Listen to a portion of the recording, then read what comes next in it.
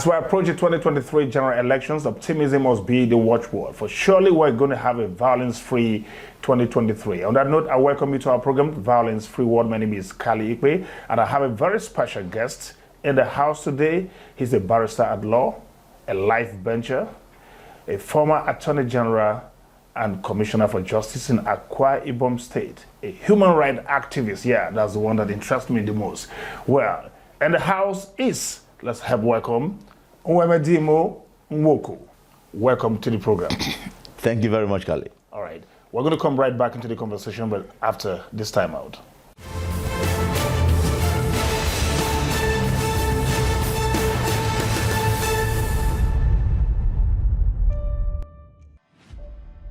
There is a manner of speaking that threatens, provoke, and intimidate. It is referred to in some quarters as rhetoric of fury. Certain individuals vexed on some issues sometimes resort to this manner of expression to vent frustration with a view to drawing attention to their plight and ultimately getting justice.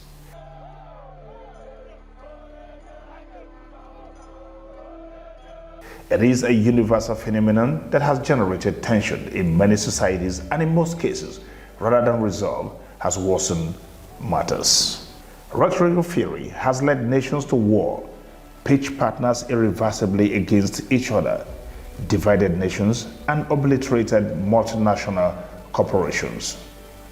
It is a proven recipe for disaster and a last resort that hints at the limitation of man's capacity to resolve sensitive issues.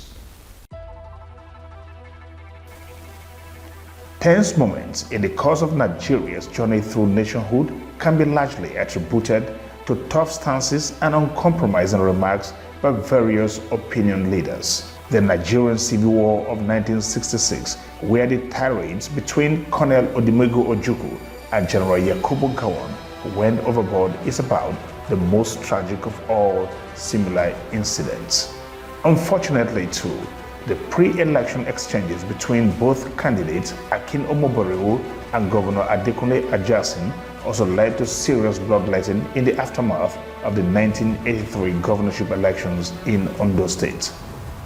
Also, the 1993 June 12 elections and the subsequent annulment had in tow an uncompromising stance from the presumed winner, MKO Abiola, and a counter-attitude by then head of state, General Sani Abacha, that eventually left Nigeria in a dire strait.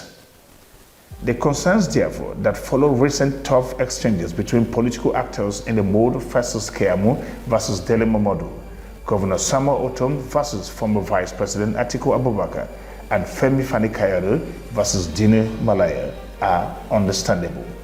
Finally, preserving Nigeria's sovereignty and keeping the country violence-free require the constructive deployment of dialogue as against tough stances via pronouncement that speaks more to sentiments and ego rather than reason.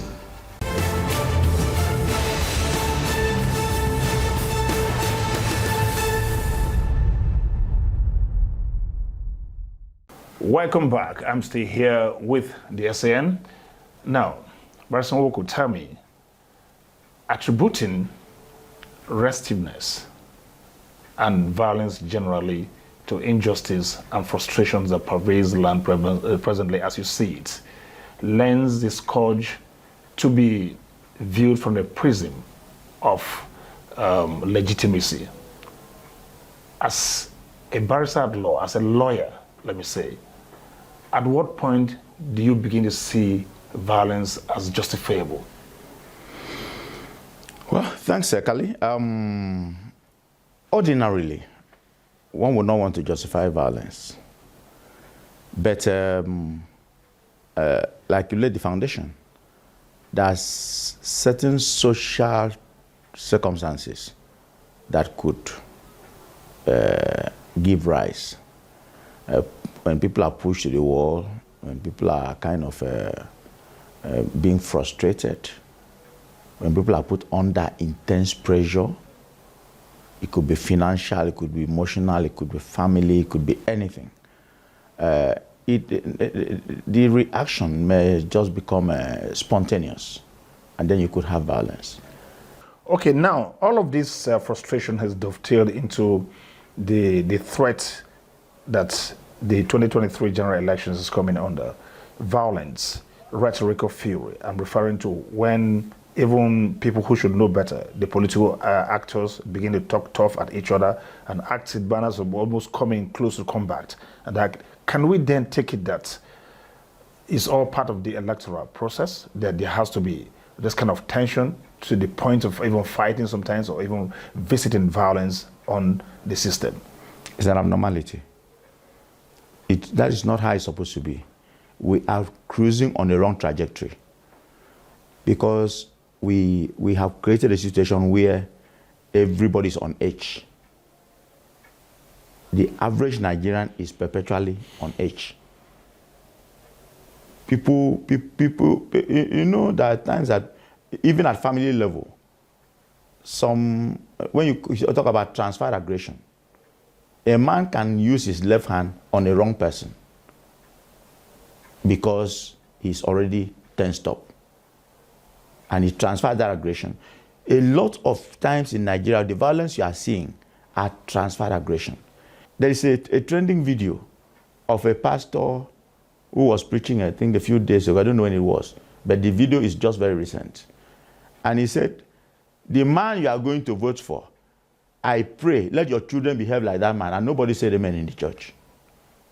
The man you want to vote for as president or as governor, let your children end up behaving, having the character of that person. And nobody in the church said amen. Was he referring to a particular candidate? Or No, generally. He said, if you have candidates you want to vote for, he said yes. Raise your hand if you have your PVC. Raise your hand. It's okay. You have everyone you want to vote for. It's okay. I don't know who you are going to vote for. But the person you are going to vote for, let your children behave like him. And nobody said amen in the church. Because a lot of people, as we are going into voting now, there are very few acceptable options. There are very few acceptable options. The parties have not left us with options we can say, yes, I go for this because I believe in it. So a lot of the options available for us or to us as Nigerians are second or third hand choices. I will have to check in. But at least that is what the parties have thrown up by the process of the nomination of their candidates. And so we are the person walking up now say, if I don't participate, how am I going to sustain my family tomorrow? And so a lot of people who are going into this process are not going in because they believe in it, but they are trying to belong so that at the end of the day, they will not be stranded. Well, Barrister Nwoko, you have just preempted a question that I was going to ask you much later. We're talking about a paradigm shift, which a lot of people are clamoring for. But it seems like we're quite far from it. As in, we want a shift. We want something different from what we have been experiencing over time.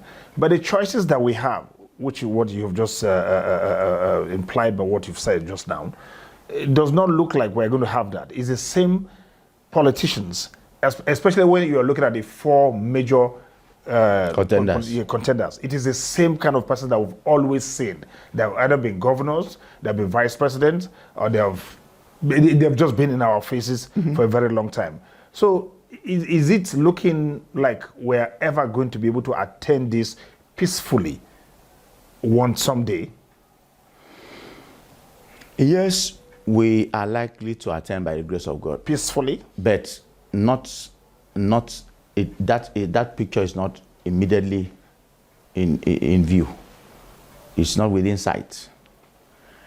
Why I say so is I belong to the PDP. I have a party, and if you ask me, I must support my party. But if you want me to speak from the depth of my heart, I can look at it and say, are we sure we are throwing up the best we could have had in the circumstance? And that question, it may be difficult to answer. Please attempt an answer. Why it's difficult to answer it is that we're already in the ring. We're in the ring. You do not want to demarcate your candidate. You wouldn't want to. You want to say things that tends to undermine the interest of your party. But I must say, when I had an interview with, I think it's the Guardian that published it specifically, said the PDP and the APC have not really left Nigerians with all better options. We haven't. We could have done better at the time of primaries. But right now, you see, party politics is a collective thing, it's not an individual thing. So if I'm in party, I must play with my party. So I cannot come out and begin to demarcate my party. It's a lie, I will not do it. I must play with my party, at least for the time being. And later on, I say it may not be in sight right now, within sight. Later on, we may be able to navigate out of where we are now. But for 2023, as we are going in, I'm going to play my party. Other people are going to play their parties. But the paradigm shift they are talking about, we may not be able to get it at this 2023. Not now. Not now. Where there are so many other contending issues that breeds this conflict generally on the side that we're going to come back and touch on. But first, we need to go on this break. Hello, this is Violence Free World. We'll be right back after this time out. Don't go anywhere.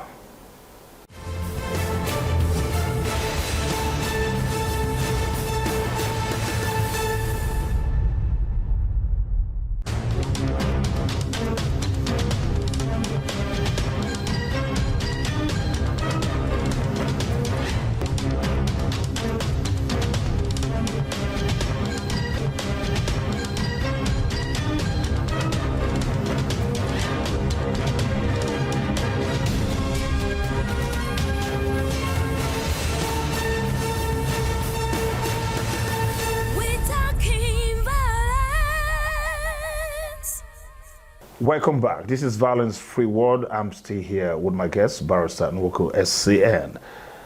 Now, SCN, let me ask you. We hinted at politicians, the attitude of politicians not changing, and yet we are clamoring for a paradigm shift. The issues that have continued to plague us have been these issues of religion, ethnicity, and all sorts. It has simply refused to go away. This time again, it's rearing its ugly head, and people are talking. Are these really issues, or it seems like these are just cards that politicians will throw in when they see that situations are not favoring them? I mean, mischievous politicians will throw in that, try and see how they can weaponize them to their advantage. Speak to this challenge of ethnicity and religion. That's one area of Nigerian life that we are sinking deeper and deeper into the unacceptable, the unhelpful. Nigeria has never been this divided in the end, not even during the Civil War, that Nigeria was this divided. We are getting more compartmentalized in religion, ethnicity, party.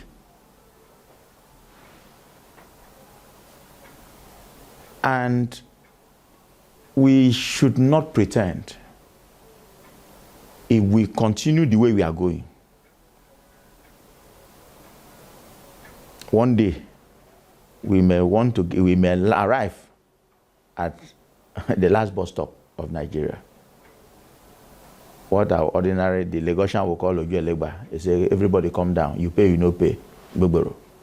So that we now start walking to our different directions. Nigeria is very, very, very, very divided now. Things happen that you will not ordinarily believe that a human being, an adult Nigerian, will want to do. Take for example, as we are talking now, a lot of the politicians are hinging their beliefs and hope on the fact that they are either of a particular ethnic group or of their political party or of religion. That should not be the case. Merit has totally been sacrificed. Capacity is no more an issue. And no matter what you do, no matter how you look at it, until we come back to looking at the values of the society and play down on our ethnic sentiments, religious sentiments, and party lines, we cannot make progress. Well, it is looking very much like what we're experiencing is not just peculiar to us, it's a global phenomenon. Sometimes that, in some societies it is muted. But going forward, generally, let me come to this other issue. It would seem like the kind of solution that we're looking at. Why electoral fraud, electoral malpractices seem to be getting the kind of desired punishment for offenders, for perpetrators? Like it happened in your state, Akwa Ibom, recently, where a professor was convicted. That's very commendable. I would like to get you to speak to that. But why is it that when it comes to electoral violence, people who have been caught fomenting trouble, and yet nothing happens? Do we blame this on political will to persecute? And if you persecute them, what happens? Why is it so? I talk about the lines of division: ethnic, religious, party. Why, in most cases, you find out that political or, say, electoral violence is not being punished is that, in most cases, the violence is being initiated and executed by the party that is most likely to win, or he ends up being the winner. And once the winner emerges, no matter the heinous crime committed by people to cause that victory to emerge, they will sweep it under the carpet. Oh, that is the trend. Let's take back to 2019. What happened in Kano State? During the rerun election, the videos are still there today. Ganduje had lost the election. They only stopped an announcement of the final result in about, I think, 1 or 2 local governments where they had to do a rerun. On the day of that rerun, no opposition person was allowed to enter the street and vote. People were carrying, thugs were unleashed on the society, carrying big sticks, carrying weapons, beating people. So they didn't allow any person who was going to vote for opposition to go and vote. It was open. The videos are there. Okay, talking about the exemplariness of Akwa Ibom, Governor Uwemedimo is spoken of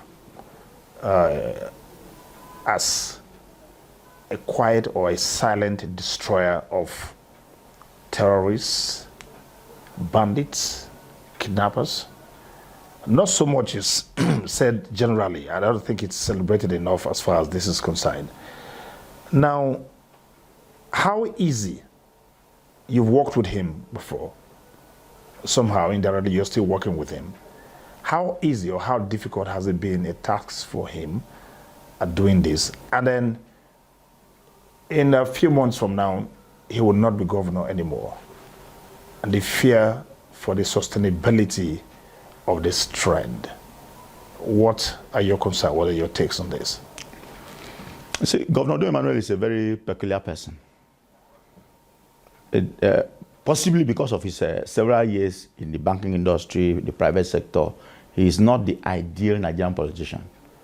So, no matter what he achieves, you hardly see him laundering achievements on television. He doesn't make noise about it.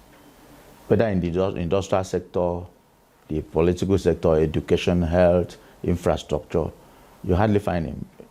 I worked with him for 6 years as an attorney general. And in the exco, he will always say, as somebody who was executive director of one of the leading banks in the world, What would they say if my friends in UK, my friend in US, and all over the world see me standing to cut tape to commission a road? Well, how would they celebrate me? What was I supposed to do as a governor? Or you pay salaries. So the governor he doesn't like noise and publicity about the things that he's doing as a governor, because he said he was elected to do those things. Part of that is his achievement in the area of peace in Akwa Ibom State. I tell people that we are one of the few states in this country. I can brag that we are the most peaceful state in Nigeria. Anybody that wants to challenge can challenge with facts and figures. Let me know. But that is one of the states you can sleep with your two eyes closed at any point in time. As an attorney general, I used to drive even at 1 a.m., 2 a.m. alone without any policeman. And I don't care about the light that I see behind me. If a car is coming behind me, I don't care. I just drive my way and go. As attorney general. And I did that for 6 years. Because the state is comparatively very peaceful and safe. He designed a security architecture which is still operating to today, such a way that if you commit a crime in Akwa Ibom State, the way and manner you are going to escape out of the place, if alarm is raised, is your own business. Because at almost every 200 meters apart, you'll find a stationary vehicle that is stationed there. That is the way Uyo is designed. There was a time armed robbers will enter Uyo and operate for 4 hours in the night, 4.5 hours, from 12 a.m. to 4:30 a.m. to 3 a.m. Unchallenged. Unchallenged. And nobody would dare to step out. And that has been taken care of. You can't find such a situation again in Akwa Ibom State. Armed robbers, kidnappers find Akwa Ibom a very difficult place to operate. And the governor quietly, he doesn't make noise about that. It's expensive to do it. It's not cheap. Because the intel is deep. You must work consciously to achieve those things. Uwemedimo is the only governor I know, I don't know about other ones, who, as Attorney General, he asked me, give me a law to prohibit cultism and violent behaviors in Akwa Ibom. So we drafted a law, and the House of Assembly passed it, and he assented to that law, prohibiting the first. After that law, we prohibited, proscribed 32 cult groups at the first instance. And thereafter, we proscribed another 35 cult groups. Put together, we had 67 cult groups proscribed. And so many of them come to my office to explain themselves. And I said, fine, bring your name, bring your party, bring your data. I was receiving groups that we had proscribed in my office. Were they surrendering arms to you? No. Most of them, they came and were not coming to surrender anything. They were coming to defend the fact that they are not either cult or they are not violent and all that. I sat down with them, had meetings, pushed their issues to the governor. And we said, listen, so long as your name has come under the intelligence supplied by the police and the DSS and other security organizations, that you are a cult group, we are going to watch you and your members. And that has contributed immensely to the level of peace and security you have in Akwa Ibom State. Talk to me about the sustainability. He goes in a few months from now. That is why you check through the background. In the last, I would say, in the last 6 years of his administration, after about 2 years into his entering office and say about the last 4 years added, at every opportunity he had, with Christians, with religious groups, with traditional rulers, with social organizations, it was made clear that no cultist would succeed the governor. Prayers have been prayed on it, decisions have been taken on it collectively, that no cultist, a known cultist, would succeed the governor. And so the governor said he was going to pray and ask God to give him a successor, and told all of us, don't rush it. I'm not going to. I will not lie to Akwa Ibomites. At a point in time, all of us, at a point, in fact, you know politics, we want to start work. Governor, you have prayed enough. Can you stand up and tell us what God has said? He said, I will not come and lie to you. Then one day he met and said, God has shown me this man. We work with him. He didn't impose it on Akwa Ibom, but he said, if you believe in me as a governor, and I tell you God has shown me this man, let's work with him. That is how he produced the present PDP candidate. A pastor. A pastor. And I can tell you that if by the grace of God, Pastor Mono wins the election, which we believe he will win, he will sustain the legacy of the governor in terms of peace and security in Akwa Ibom State. That's very well. So as we round off now, please just give the young people a word of advice who are looking to violence as a possible alternative way out. My advice to Nigerians, particularly the younger generation, is to continue to trust in God. In this life, you cannot be anything without God. In this life, then nobody can be anything, nobody can make any headway without God. So as we are going, that is not to be complacent. That is not advising to be lazy. No. Work hard, but put your life in God and trust that there is nothing you can make out of this life without God being on your side. When God is on your side, all this pressure and running up, and you can run from pillar to post from January to December, and you don't make any progress except God guides your footsteps and connects you with the people that are going to help you. Nobody becomes anything except God connects you with somebody that can lift you up. So you cannot really become anything on your own except God connects you with the sources of help. And so my advice is people should calm down. No matter how much you believe or want to run or brilliant you are, you need God to help you through where you are going to. Don't be lazy, don't be complacent, but don't believe that you can do anything in the absence of God being on your side. Uwemedimo Nwoko, barrister at law, human rights activist, former Attorney General. It's been a pleasure speaking with you. Thank you very much for Thank you so much. Thank you so much. Thank you. Calib.